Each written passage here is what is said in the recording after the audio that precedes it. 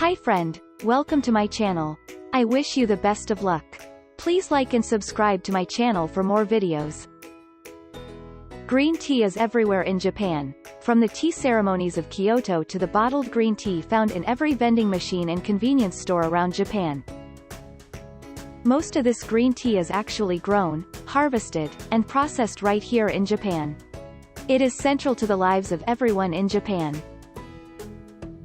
Culture surrounding the harvest and preparation of these tea leaves is complex and rooted deep in tradition. The green tea harvested in Japan differs in taste and value from the leaves gathered in China and other areas of the world. In this video, I will show you the detailed process of making green tea in Japan. It is really interesting, let's check it out.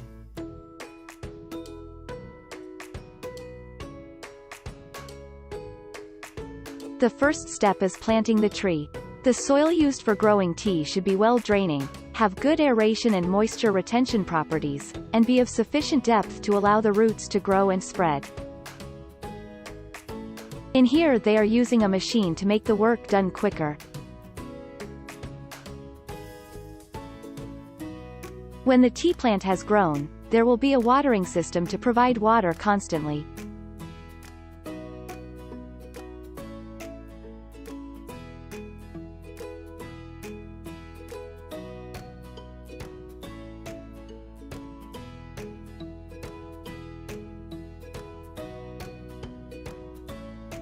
Ducks in the tea farm will eat all the worms and weeds, but will not eat the tea. So you have a double pleasure. You own ducks that work for you, and later on, you get organic tea and duck also. This is a very interesting method. If you own a farm you should definitely try this.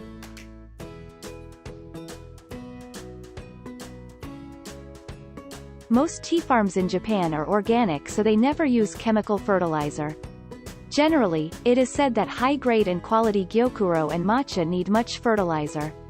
Growing high-grade and quality organic gyokuro and matcha is not easy because organic fertilizer works slowly.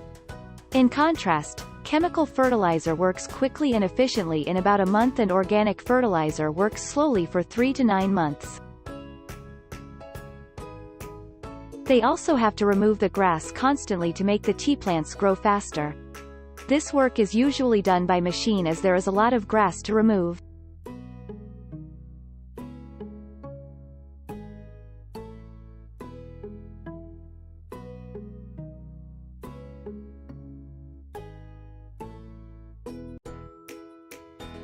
Ten years later after planting, tea plants are subjected to trimming and pruning in order to refresh the vigor of an old tea plant and to keep the height of the plucking surface within the bounds of easy and efficient plucking.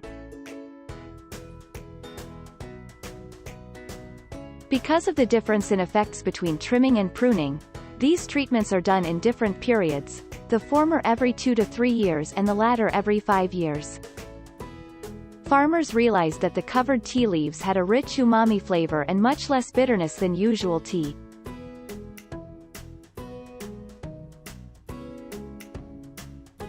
Later, this practice became popular to get the desired taste in tea and has made several variations.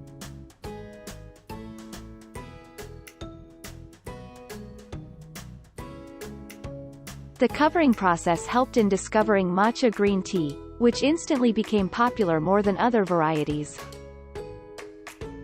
Japanese farmer uses no pesticides on his farm, not even jakagiku, a natural pesticide, since the day he started cultivating organic tea. Without the presence of pesticides, the natural habitats of beneficial insects which feed on harmful pests are not disturbed nor destroyed, resulting in a farm thriving with beneficial insects in summer when harmful pests are most active. Other than relying on these beneficial insects, our farmer and his workers use a simple machine that comes with a blower and a spray.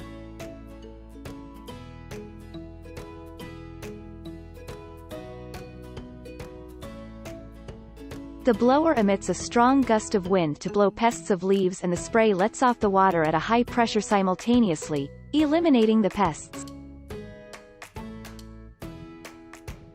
Generally, from April to October, tea tea shoots grow and harvest 2 or 4 times, the first crop in late April to mid-May, the second crop in late June, the third crop in late July to early August, and the fourth crop in mid-September in Shizuoka Pref.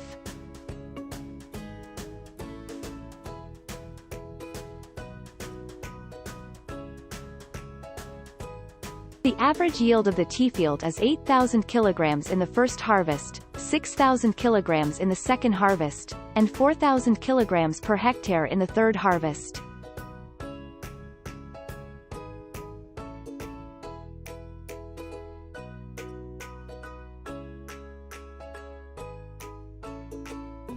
The first crop possesses the highest quality and the highest price. The area where the third and fourth crops are harvested is decreasing because of the low price.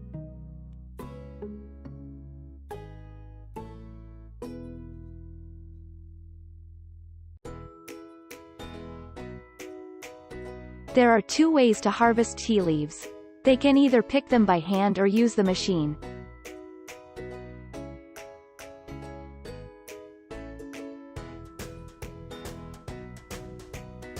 Here, they are using a machine attached to a large bag to harvest tea leaves.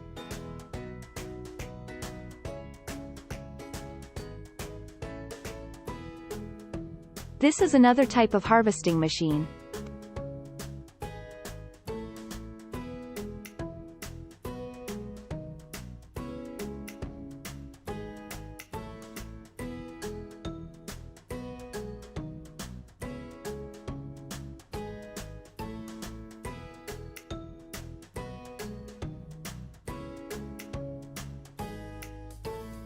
They only need to drive the machine around the farm and it will cut the tea leaves and then put them in the large storage at the back of the machine.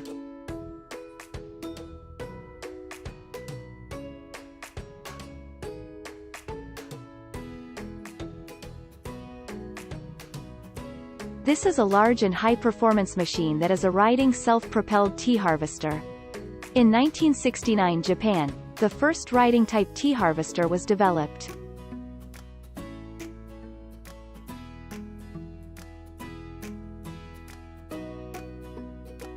Since then, a total of 5,400 units of Valiant series including tea harvesters, pruning machines, spraying machines, and fertilizer applicators have been manufactured and supplied mainly to Japanese tea farmers.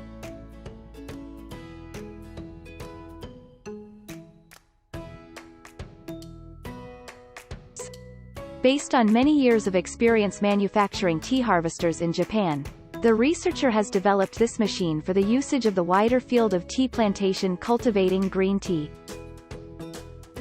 After harvested, tea leaves will be transferred to the factory to process and package. It is important to mention that in Japan tea processing today differs heavily from tea processing 100 years ago. Nowadays most Japanese tea is processed in mechanized tea factories. Back in the day, though, it was all done by hand. Each type of tea has a different processing method. Here is some information about sencha, the most consumed tea in Japan. Its production, however, started only about 300 years ago. Before that it was common to have matcha-like powdered tea.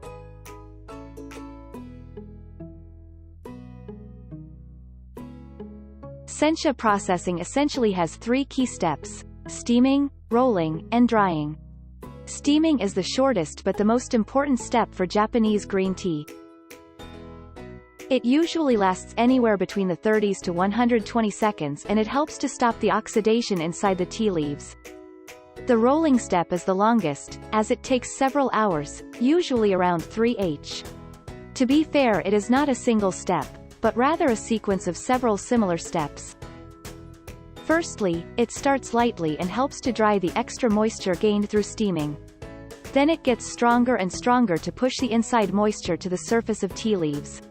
By doing so, rolling also helps to break tea leaf cell walls, which is necessary for water to be able to extract tea components when tea leaves are brewed. At the end of rolling, tea leaves are also shaped into beautiful straight needles. Lastly, tea leaves for sencha are dried.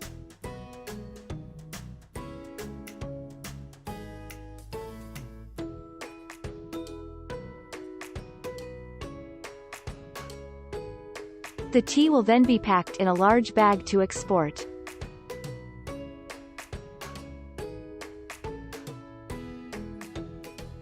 That's all about tea processing in Japan. What do you think about this process? Let me know in the comment section. Thank you for watching and see you in the next video.